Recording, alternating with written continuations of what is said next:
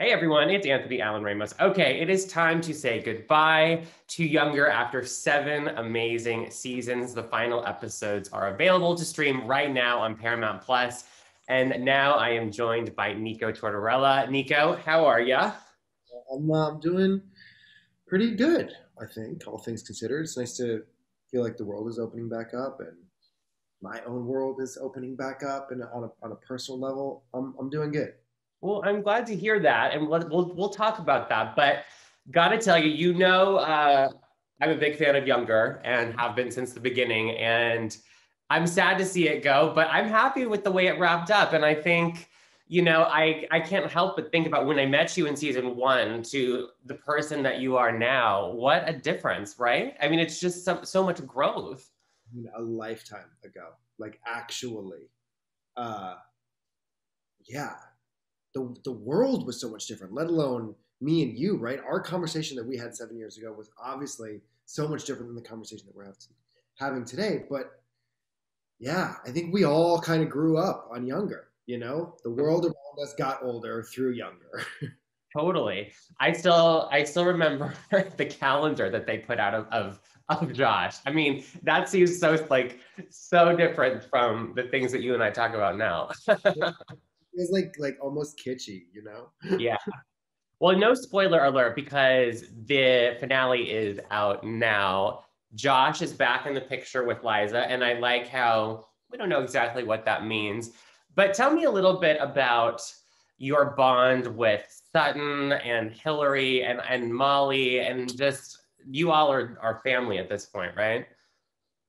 Yeah, you know, I think that it's kind of cool to know that somewhere in the world I'll always be known as Josh and part of Younger, and like in the context of my relationship to Josh and Josh's relationship to all these characters.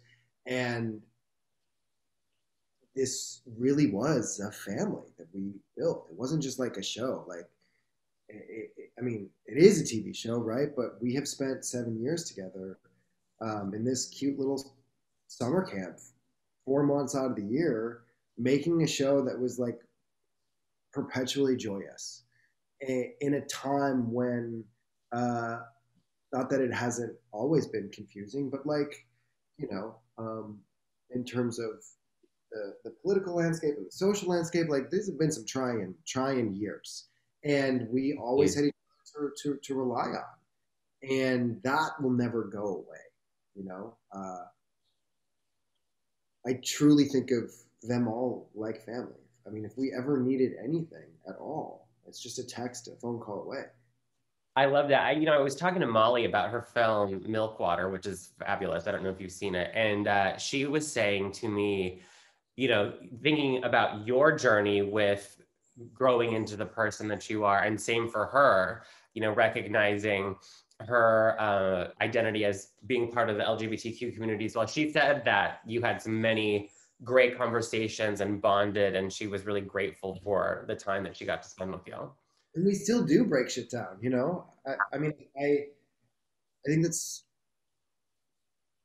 something that is so beautiful about the work that we do in this community is that like it's really never ending. There is always something more to be learned.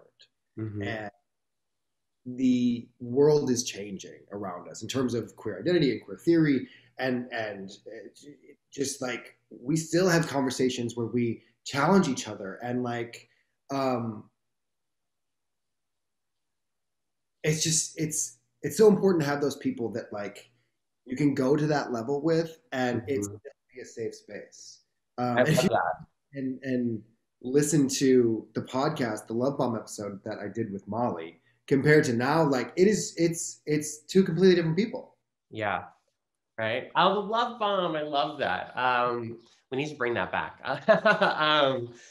And also thinking about your own modern family, obviously with Bethany, I gotta say, Josh, you looked pretty comfortable with a baby in this show. Did that, give you any baby fever, you and Bethany thinking maybe one day it's gonna be time for children? It is public knowledge that we are actively trying. Yeah. It is. interesting process for sure. I think that like the education system teaches us how not to have babies, right? But Right. nothing about how to have babies, especially for any alternative couple, right? And it has been, I mean, first off, just like it's forced us to look at our biologies in a real way, and it's just it's so much more complicated than anyone knows unless you are in it. I'm coming to realize I have an issue with the ways in which we are taught about pregnancy. Totally. And yeah, I mean, there's no timeline. I mean, do your own thing. And I think it's important to show that to people. With Younger, what was your reaction to the way that it wrapped up? Did you always think and hope that Josh and Liza would somehow be the ones in the end? I think, you know, there was a little bit of foreshadowing thinking back a couple episodes a couple episodes back when, you know, they said they'll always be in each other's lives no matter what. Yeah, I mean, I am just the fact that this last scene mirrors the first scene that we met, right, in a bar. I mean, it's almost word for word exactly the same scene. And I think that like kudos to Darren and the writers for pulling that full circle. I mean, I'm not gonna lie, I was kind of hoping that we would get more of Josh and Liza this season. I think Yeah. that um, it was it was such a driving force for the show for so long, and I guess I just wanted more from both of them. And I think that the way that this season ends allows for more in the future in one way or another. I mean, look, like with the way that television is being made right now, it's kind of impossible to kill something that's not totally dead. Yeah. And I mean, who knows what can happen, right? Like, Yeah. if the last 2 years have taught me anything at all, it is commit to the unknown, Anthony. Like, Yeah. it's just wild out there. So Yeah. I think there is hope in the future for more, but like that last moment, that is beautiful Darren Star television, you know? Yeah. And it's almost like there's definitely a possibility for more, but if there wasn't, it was still a beautiful, like you said, full circle moment. Yeah. I've heard many rumors about spin-offs and I don't know, but I'm here for it if it happens. You know, thinking about the journey for you on the show, I know, and I think it's important during Pride Month to have these conversations. You know, decided to get sober, and it really was something that was you took very seriously and you wanted to do. So tell me a little bit about that because I don't think you and I have had that big of a conversation about it, but I know it's, you know, something that was extremely important to you.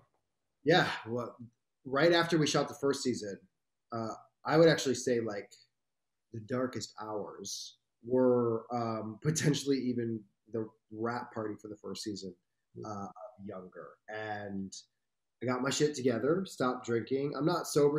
I just don't drink alcohol. Mm-hmm. Um, it just it wasn't serving me anymore.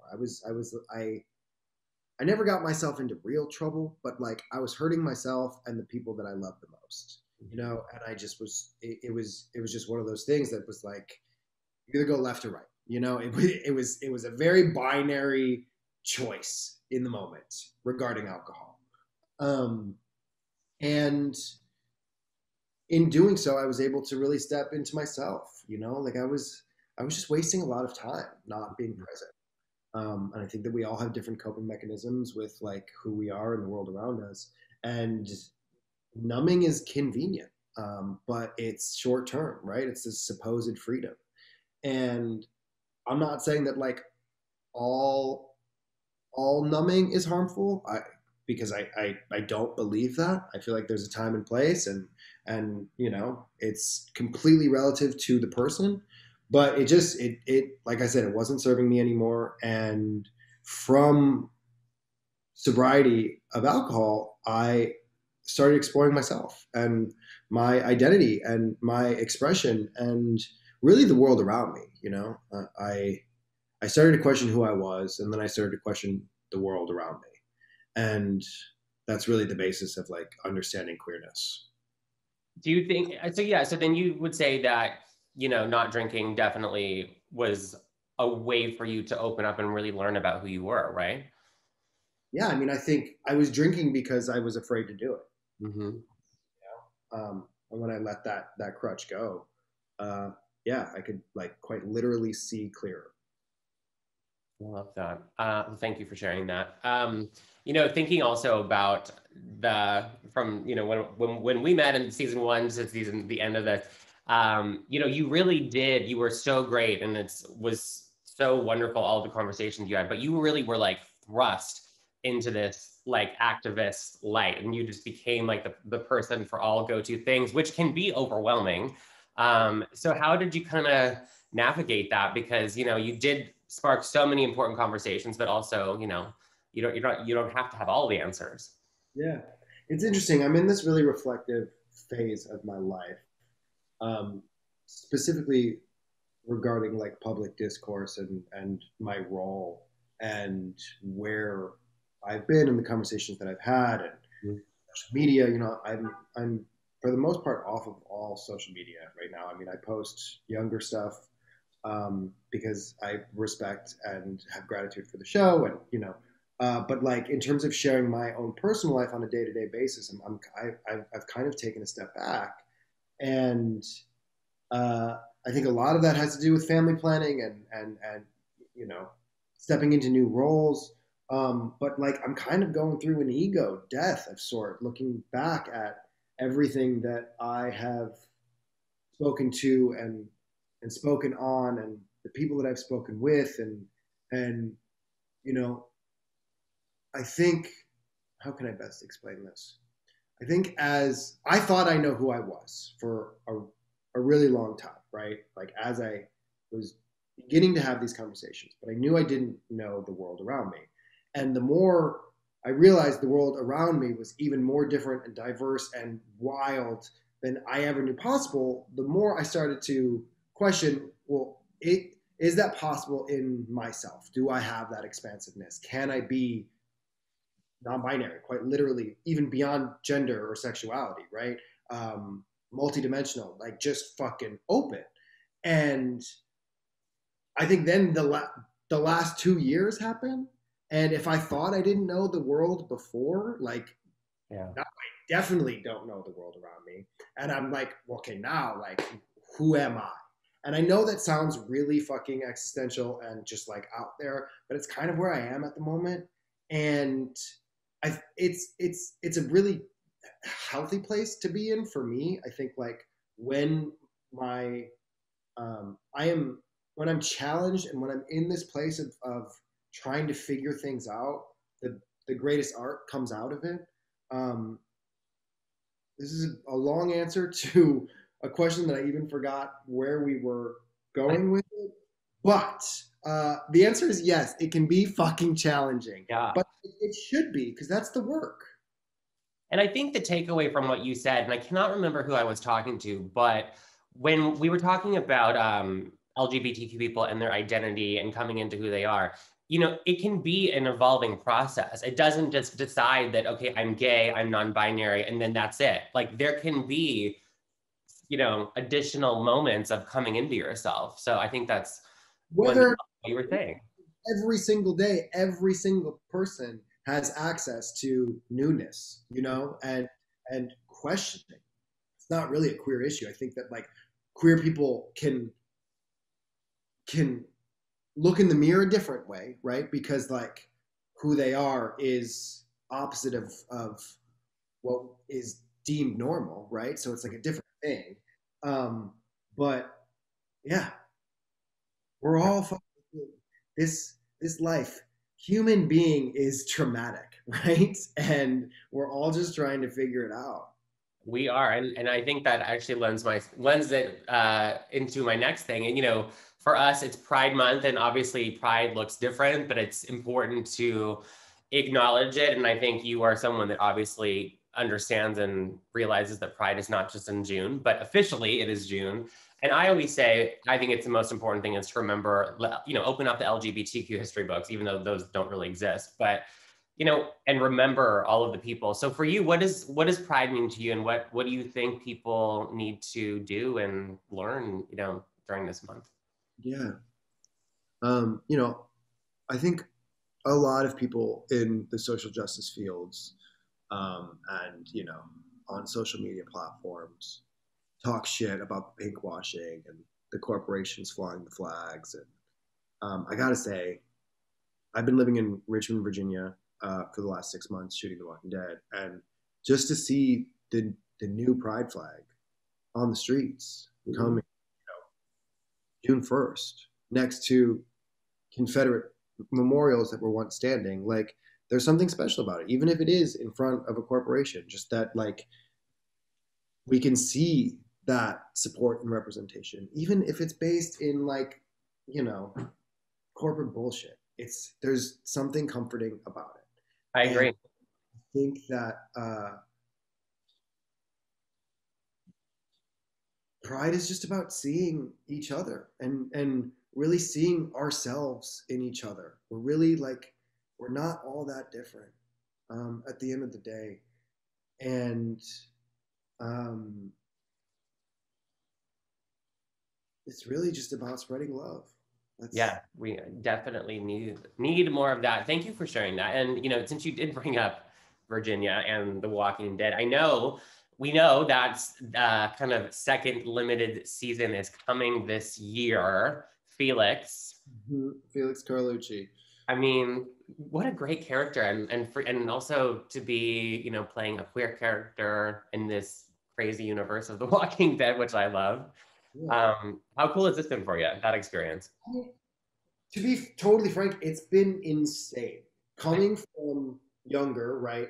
I mean, look, even just in the last 2 years, pandemic, let's talk. Like, I wrapped Walking Dead. I was living in an alternate post apocalyptic universe for 6 months, playing this like queer hero. Then the world crumbled. Okay. So, and then I go and I shoot Josh for 6 months, Yeah. basically New York City, shutting down every other week, like trying to get through and just survive, right? And then go straight back to Walking Dead into this universe, killing zombies 4 or 5 days a week, as the pandemic is kind of like not going away, but it's getting better out here. Like I have been living in two pandemics, really, with kind of younger sandwich between the two, this like ray of light between the two seasons. I think that it has prepared me so much more than I think I even realize having this conversation to have dealt with the last couple of years. Um, and it it really just gives me hope that, like, it's a reminder that no matter what, every single day, no matter who we are all survivors to varying degrees. Like, and we have to fight to stay here. Every day we have to fight to stay here. I like And that. Yeah, that's where I'm at. I love that. We could definitely go on and on, but my last question for you before I let you go, uh, thinking about younger as we are saying goodbye to your, which is there like a specific moment or memory or something that happened throughout the course of the show that you just like hold on to and love so much? Mhm. I mean, it's impossible. I know it's a tough question. I'm gonna say the table reads uh, Mm, that we had for this show. Obviously, this last season, everything was done over Zoom, and it was a different thing. And we had you know, Miriam and Charles that weren't part of the show this year for the most part.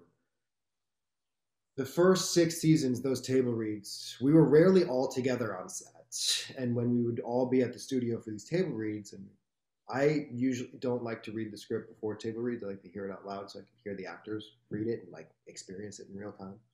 And those like it was really like family dinners yeah. every few weeks. We got together and like Peter Herman would give just the most beautiful toast, and we would just like just relish in the moment as the unit. And we've been doing press for this season, some obviously all on the computer, and I don't know when we're ever going to all be in a room together again. I think watching the Friends reunion too, like side note, seeing them all come back 17 years later, like I was so emotional. I've had two series wrap in the last 5 months, right? And I like that's going to be us one day for I sure. hope I want that. Yes, yes, yes, yes. Let's not wait 17 years, maybe 10 years. How's that? Darren said 5. I'm here for 5. I think 5 is good. Yeah. Darren, yeah, Darren will make it happen. Well, Nico, yeah. He wants to have a reunion next year, so we'll see there. I know. I mean, there could be a spinoff. I mean, there could be a movie version. I don't know. I'm here for any of it. So, Star about a Josh spinoff last week. Yeah, I did. Because look, we got to give the people what they want. I know. And let's be real. No shade. Peter Herman's amazing and Charles is great. But I think the fans are Team Josh, you know. Team Josh, we're here for it. That W at the end is real. I just threw up 3 fingers as a W. Anthony, I don't know. I love it. Well, everyone, just a reminder, the final episodes of Younger, season 7, are available to stream right now on Paramount Plus. And we will see Nico later this year in The Walking Dead and hopefully lots of other amazing projects. But Nico, take care. So good to see you. Happy Pride. And thanks for stopping by. Happy Pride to you, and take care of yourselves, everyone.